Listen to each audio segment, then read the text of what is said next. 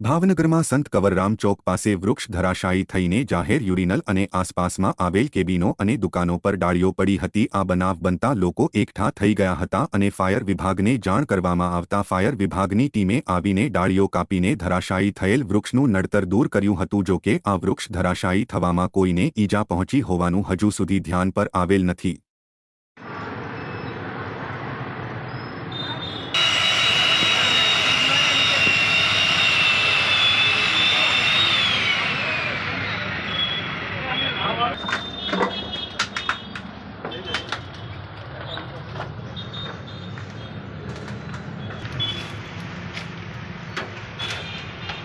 બસ હોયા જા મોટા